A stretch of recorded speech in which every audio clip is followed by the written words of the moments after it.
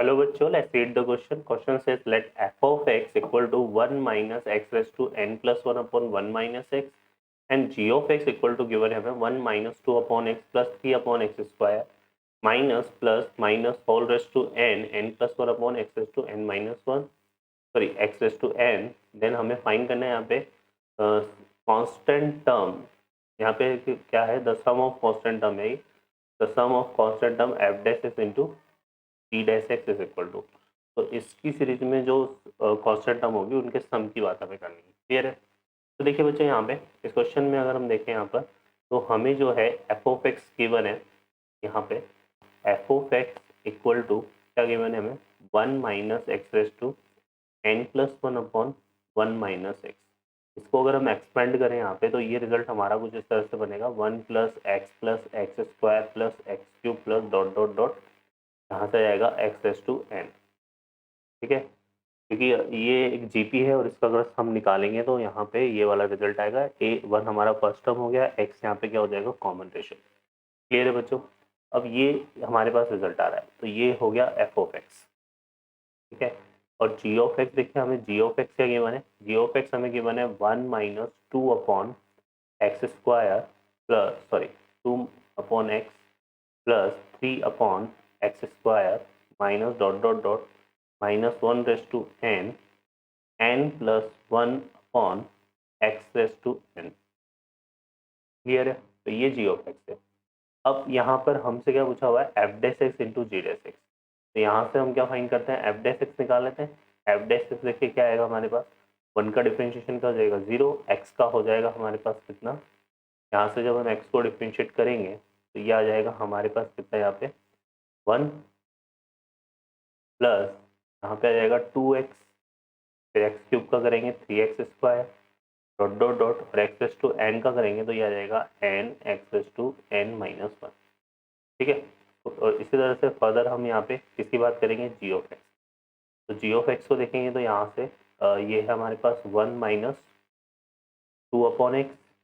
ठीक है, और plus 3 upon X square minus dot dot dot minus 1 raise to N N plus 1 upon X raise to. अब हमें इन दोनों को मल्टीप्लाई करना है और इनमें जो कांस्टेंट टर्म आ रही है केवल उन्हीं को कंसिडर करना है. बाकी टर्म को हमने कंसिडर नहीं करना है क्योंकि यहाँ से कांस्टेंट टर्म की बात हो रही है. तो 1 से मल्टीप्लाई होगा तो कांस्टेंट आएगा. ये 2x 2 अपॉन एक्स से मल्टीप्लाई होगा तो कांस्टेंट आएगा. तो 2 2 कितना हो गया 4. तो इसको मैं क्या लिखता हूँ 2 स्क्वायर. फिर यहाँ पे ये इससे मल्टीप्लाई होगा तो 2 का कांस्टेंट आएगा तो ये हो जाएगा 3 स्क्वायर. फिर इसी तरह से फर्दर आ जाएगा minus 4 square dot dot dot. अब देखो यहाँ हमारे पास x raise to N minus 1 terms है ना. तो x raise to N minus 1 term जब इसके नीचे वाले कौन से वाले टर्म्स है, क्योंकि यहाँ x ये 1 अपॉन एक्स हो रहा है ना, तो ये आ जाएगा हमारे पास कुछ इस तरह से माइनस 1 रेस टू यहाँ पे n माइनस 1 है ना. और ये आ जाएगा हमारे पास कितना n स्क्वायर. ठीक है, तो ये हमारे पास जो है कांस्टेंट टर्म्स इसमें बचेगी क्योंकि ये n का कोफिशिएंट आ जाएगा, n इनसे मल्टीप्लाई होगा n स्क्वायर होगा और ये वाला रिजल्ट बनेगा. ठीक है, अब इसका हमें सम फाइंड करना है. ठीक है, अब इसके सम को अगर फाइंड करें तो यहाँ से देखो क्या होगा, कुछ इस तरह से हम देखेंगे. यहाँ पे अगर देखो यहाँ पर हम n की अगर हम बात करेंगे तो इसको हम कुछ इस तरह से लिख लेते हैं. तो ये हमारे पास क्या हो गया 1 स्क्वायर माइनस 2 स्क्वायर है तो मैं यहाँ पे plus 2 square plus 3 square plus 4 square plus dot dot dot plus n square है ना, ये आ जाएगा. और क्या कर रहा हूँ मैं यहाँ पे, ये जो इवन टर्म के स्क्वायर वाली टर्म्स है ना इनको ऐड सेपरेट कर रहा हूँ. तो ये ट्वाइस हो जाएगी तो ट्वाइस, और हमारे पास यहाँ पे क्या जाएगा 2 square plus 3 square sorry 2 square plus 4 square dot dot dot plus. ठीक है, और यहाँ पे आ जाएगा हमारे पास n स्क्वायर. क्लियर. अब ये हमारे पास आ गया. अब इसको हम सिंप्लीफाई करते हैं यहाँ से. तो देखो यहाँ पे क्या हो गया, ये तो हमारे पास सम बन गया, sum of square of n natural number. तो ये बनेगा n इंटू एन प्लस 1. यहाँ पे आ जाएगा कितना 2n प्लस 1 अपॉन 6. ठीक है, माइनस इसमें से 2 स्क्वायर को हम कॉमन ले लेंगे.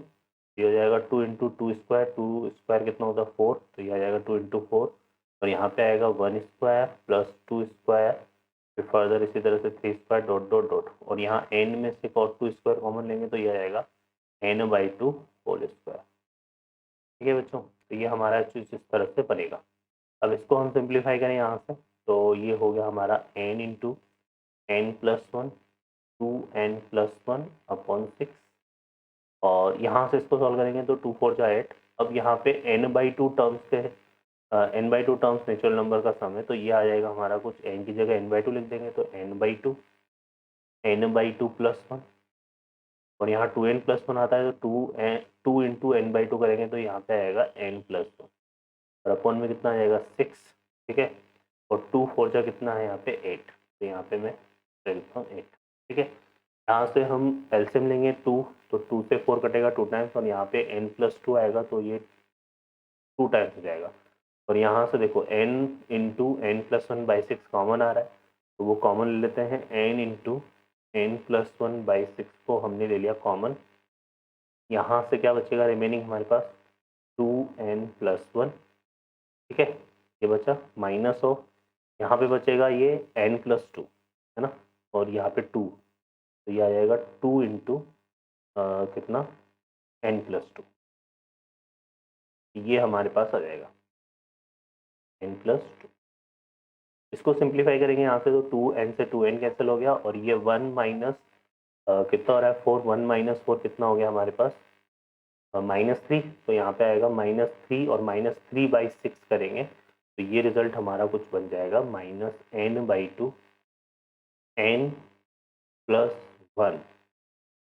ठीक है, तो ये बनेगा। अब देखो यहाँ से दो पॉसिबिलिटीज है।